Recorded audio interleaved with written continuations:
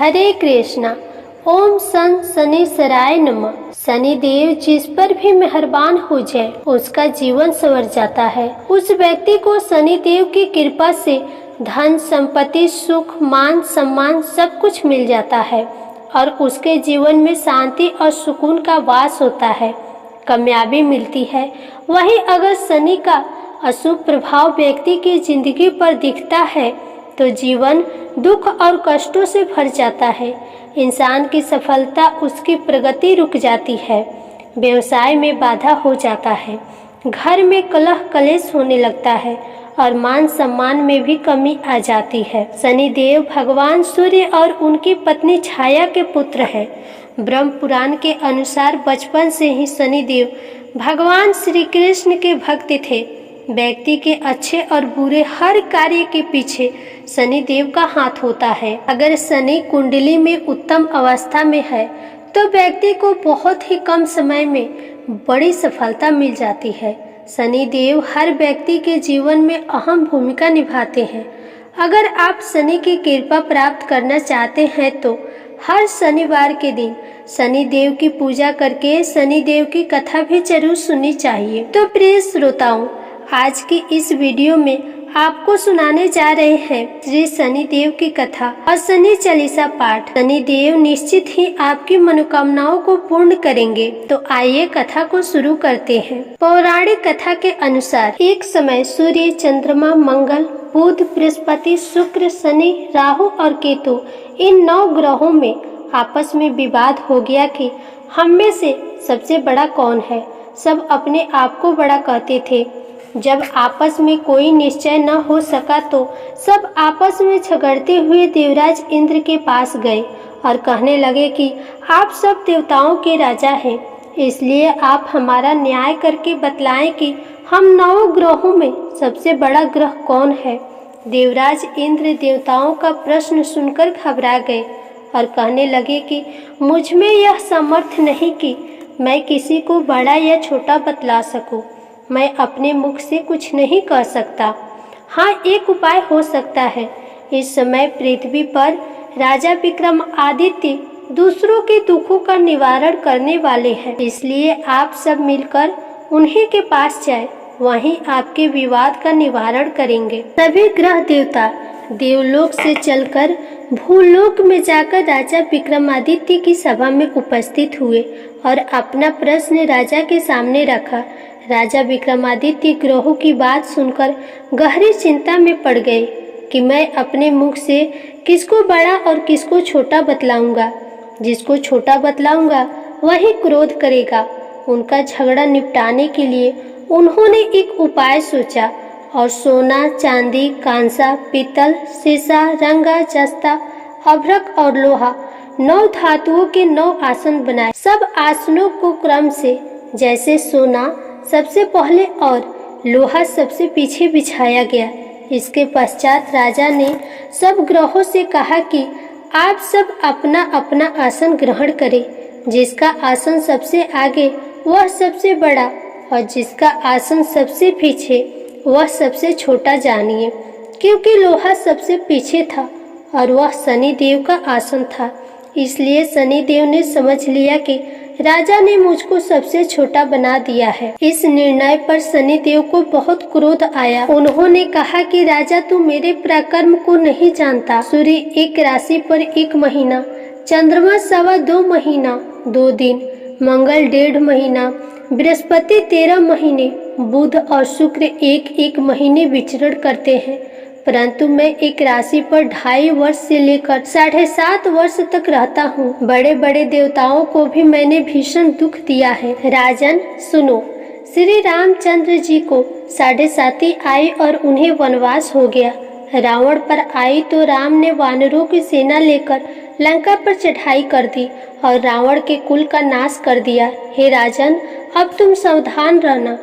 राजा विक्रमादित्य ने कहा, जो कुछ भाग्य में होगा देखा जाएगा। इसके बाद अन्य ग्रह तो प्रसन्नता के साथ अपने अपने स्थान पर चले गए, परंतु शनिदेव क्रोध के साथ वहां से सिधारे। कुछ काल व्यतीत होने पर जब राजा विक्रमादित्य को 7.5 की दशा आई तो शनिदेव घोड़ों का सौदागर बनकर अनेक सुंदर घोड़ों के सहित राजा विक्रमादित्य की राजधानी में आए। जब राजा ने घोड़ों के सौदागर के आने की खबर सुनी तो अपने अश्वपाल को अच्छे अच्छे घोड़े खरीदने की आज्ञा दी। अश्वपाल ऐसी अच्छी नस्ल के घोड़े देखकर और उनका मूल्य सुनकर चकित हो गया और तुरंत ही राजा को खबर दी। राजा विक्रमादित्य उन घोड़ों को देखकर और एक अच्छा सा घोड़ा चुनकर सवारी के लिए उस पर चढ़े। राजा के पीठ पर चढ़ते ही घोड़ा तेजी से भागा। घोड़ा बहुत दूर एक घने जंगल में जाकर राजा को छोड़कर अंतर्ध्यान हो गया। इसके बाद राजा विक्रमादित्य अकेला जंगल में भटकता फिरता रहा। भूख प्यास से दुखी राजा ने भटकते भटकते एक ग्वाले को देखा।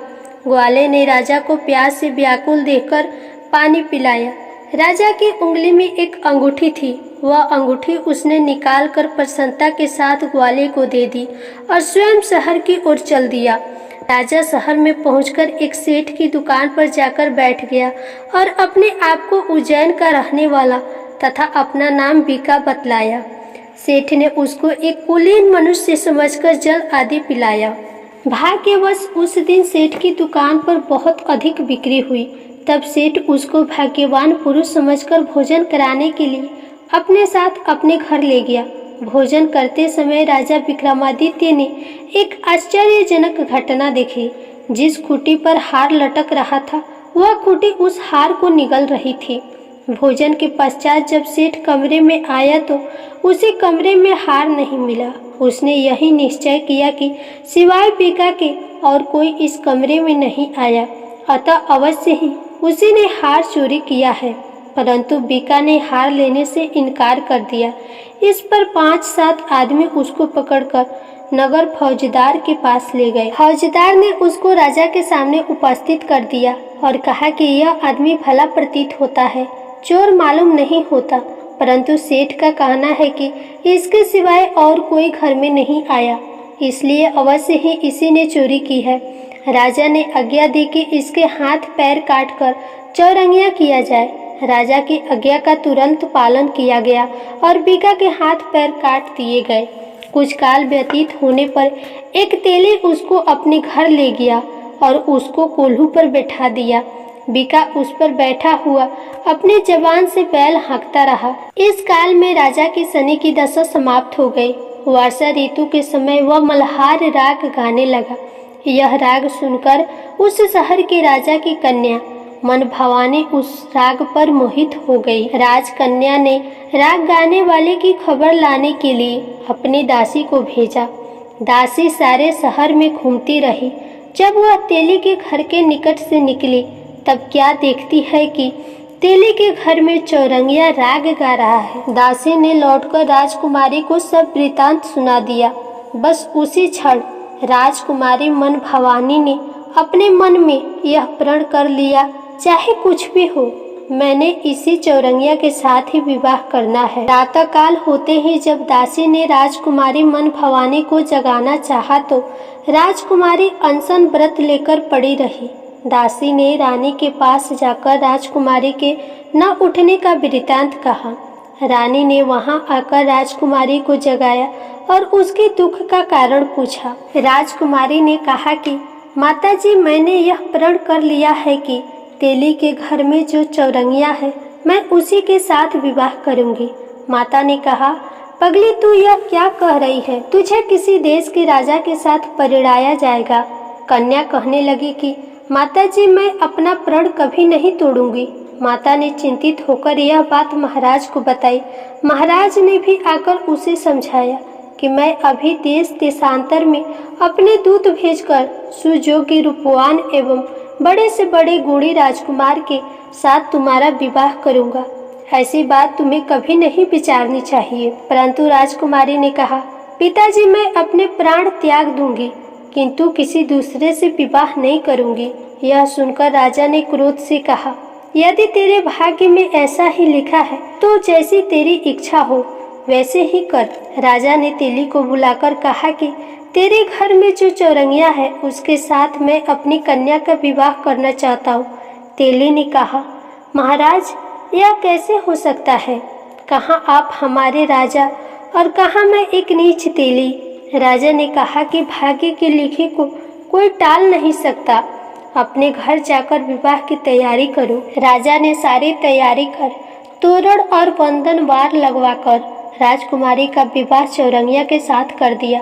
रात्रि को जब विक्रमादित्य और राजकुमारी महल में सोए तो आधी रात के समय शनिदेव ने विक्रमादित्य को स्वप्न दिया और कहा कि राजा कहो, मुझको छोटा बतलाकर तुमने कितना दुख उठाया।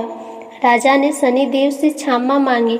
शनिदेव ने राजा को क्षमा कर दिया और प्रसन्न होकर विक्रमादित्य को हाथ पैर दिए। तब राजा विक्रमादित्य ने शनिदेव से प्रार्थना की, महाराज मेरी प्रार्थना स्वीकार करें, जैसा दुख आपने मुझे दिया है ऐसा और किसी को न दे। शनिदेव ने कहा, तुम्हारी यह प्रार्थना स्वीकार है। जो मनुष्य मेरी कथा सुनेगा या कहेगा उसको मेरी दशा में कभी किसी प्रकार का दुख नहीं होगा, और जो नित्य ही मेरा ध्यान करेगा या चींटियों को आटा डालेगा उसके सब मनोरथ पूर्ण होंगे। इतना कहकर शनिदेव अपने धाम को चले गए। जब राजकुमारी मन भवानी की आंखें खुली और उसने चौरंगिया को हाथ पांव सहित देखा तो आश्चर्यचकित हो गई। उसको देखकर राजा विक्रमादित्य ने अपना समस्त हाल कहा कि मैं उज्जैन का राजा विक्रमादित्य हूँ। यह घटना सुनकर राजकुमारी अत्यंत प्रसन्न हुई। प्रातःकाल राजकुमारी से उसकी सखियों ने पिछली रात का हालचाल पूछा तो उसने अपने पति का समस्त वृतांत का सुनाया। तब सबने प्रसन्नता प्रकट की और कहा कि ईश्वर ने आपकी मनोकामना पूर्ण कर दी। जब उस सेठ ने यह घटना सुनी तो वह राजा विक्रमादित्य के पास आया और उनके पैरों पर गिरकर क्षमा मांगने लगा कि आप पर मैंने चोरी का झूठा दोष लगाया, आप मुझे जो चाहे दंड दे। राजा ने कहा, पर मुझे शनिदेव का कोप था, इसी कारण यह सब दुख मुझको प्राप्त हुआ। इसमें तुम्हारा कोई दोष नहीं। तुम अपने घर जाकर अपना कार्य करो, तुम्हारा कोई अपराध नहीं। सेठ बोला, महाराज मुझे तभी शांति मिलेगी जब आप मेरे घर चलकर प्रीतिपूर्वक भोजन करेंगे। राजा ने कहा, जैसी आपकी इच्छा हो वैसा ही करे। सेठ ने अपने घर जाकर अनेक प्रकार के सुंदर व्यंजन बनवाए और राजा विक्रमादित्य को प्रीति भोज दिया। जिस समय राजा भोजन कर रहे थे, एक अत्यंत आश्चर्यजनक घटना सबको दिखाई दी। जो खूंटी पहले हार निगल गई थी, अब वह हार उगल रही थी। जब भोजन समाप्त हो गया तो सेठ ने हाथ जोड़कर बहुत सी मोहरे राजा को भेंट की और कहा, मेरी श्री कंवरी नामक एक कन्या है, उसका आप पानी ग्रहण करें। राजा विक्रमादित्य ने उसकी प्रार्थना स्वीकार कर ली। तब सेठ ने अपनी कन्या का विवाह राजा के साथ कर दिया। बहुत सा दान दहेज आदि दिया। कुछ दिन उस राज्य में निवास करने के पश्चात राजा विक्रमादित्य ने अपने श्वासुर राजा से कहा कि अब मेरी उज्जैन जाने की इच्छा है। कुछ दिन बाद विदा लेकर राजकुमारी मन भवानी, सेठ की कन्या श्री कंवरी तथा दोनों जगहों दहेज में प्राप्त अनेक दास दासी, रथ और पालकियों सहित राजा विक्रमादित्य उज्जैन की तरफ चले। वे शहर के निकट पहुँचे और पूर्ववासियों ने राजा के आने का संवाद सुना तो उज्जैन की समस्त प्रजा अगवानी के लिए आई। प्रसन्नता से राजा ने अपने महल में पधारे। सारे नगर में भारी उत्सव मनाया गया और रात्रि को दीपमाला की गई। दूसरे दिन राजा ने अपने पूरे राज्य में यह घोषणा करवाई कि शनि देवता सब ग्रहों में सर्वोपरि है। मैंने उनको छोटा बतलाया, इसी से मुझको यह दुख प्राप्त हुआ। इस प्रकार सारे राज्य में सदा शनि देव की पूजा और कथा होने लगी। राजा और प्रजा अनेक प्रकार के सुख भोगती रही। जो कोई शनि देव की इस कथा को पढ़ता या सुनता है, शनि देव की कृपा से उसके सब दुख दूर हो जाते हैं। व्रत के दिन शनि देव की कथा को अवश्य पढ़नी चाहिए। ओम शांति, ओम शांति, ओम शांति। प्रेम से बोलिए शनिदेव महाराज की जय।